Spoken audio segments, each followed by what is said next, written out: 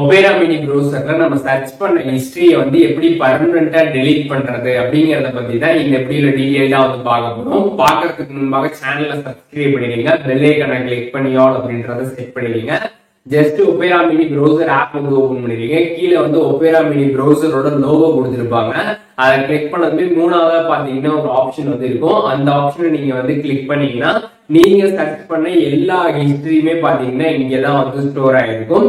இதை நீங்க டெலிட் பண்ணணும் அப்படின்னு நினைச்சீங்கன்னா சைட்ல பாத்தீங்கன்னா ஒரு ஐகான் வந்து கொடுத்திருப்பாங்க, டெலிட் ஐகான்.